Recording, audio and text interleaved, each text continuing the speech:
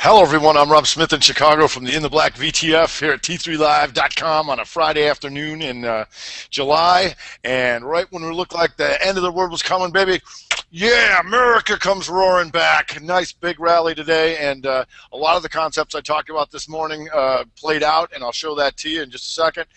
Basically, we got an inside day, although it was a great rally, and as you're going to see here in just a second, it was basically much ado about nothing when you look at the longer-term stuff. So let's take a look at some of those charts before we head out and do whatever we're going to do this weekend. Alrighty, so let's take a look at this SPY here, and what we got here is the S&P Spider, and once again this morning I talked about everybody thinks it's the end of the world, but still holding this uptrend very nicely. Lower highs, lower highs, lower highs, lower highs, lower highs, and then as we gap up to here, we come up, but still an inside day. So we didn't take out yesterday's highs or lows, so we haven't broken any equilibrium there yet to see if we can take that out and go blasting into new highs, or if we take this out to the downside and then we get something going. But as you can see, quite the range to have to do that. Once again, closer to the upside here than the downside. What I talked about this morning was also the monthly chart.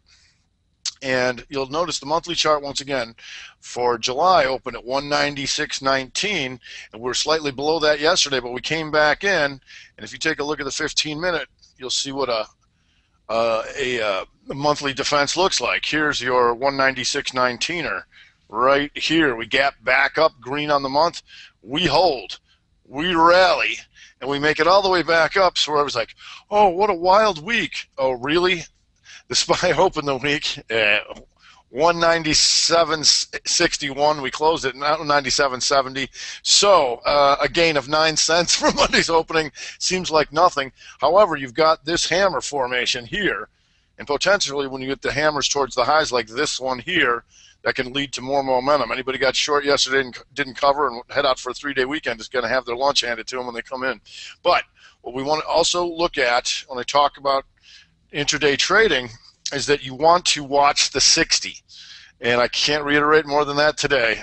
You come in, if it's trading above the opening on the 60, looking for long side setups, looking for long side setups, looking for long side setups, looking for short side setups, looking for long side setups, and then we close up here as an inside bar on the 60 with an inside day. So not only is it just a SPY on the inside day, but you've also got the Dow Jones Diamonds as an inside day. You got the trannies as an inside day. You've got the XOP that was trying to go bearish engulfing now goes inside, outside, inside day to see another equilibrium with how we're going to get out of this range. These and these from this inside day. Also, gold goes inside on the day again. You got TLT going inside on the day.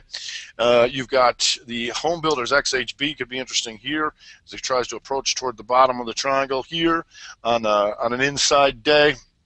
If we take a look at some of the major stocks that also, I mean, obviously when the broader average goes inside, there's going to be a lot of them. Apple, to be sure, one right there. You've got JP Morgan and the banks as an inside day. SanDisk, after yesterday's debacle, the question here is that all she wrote? Comes down in here, forms the inside day, the sellers are gone and can retrace back up, or in this case, you look for something like this, go like that, sideways, and a measured move to the downside if things get ugly. If we look at United Airlines and the trannies, you got an inside day there. You go Celgene in the inside day there, potential at the bottom of the triangle there as well. One of the things I talked about yesterday was the AU. You might recall this. I talked about the AU and the gold. When we look for these monthly equilibrium breaks, the inside month to the upside, and then that 15-minute triangle that formed yesterday here coming to test that monthly break. And so we're looking for these triangles and these significant breaks to line up. Inside bar, bottom of the triangle, right above the inside month here. And if you look at GILD today, you're going to see this. Daily chart, broadening formation in here, comes back and tests it yesterday. And remember, this formation is going to be support.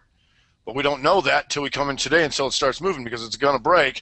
That's what it's going to look like. So you come in today, it holds. You'll notice this upper level triangle here off of that lines up like that. It goes inside on the 60 to close yesterday.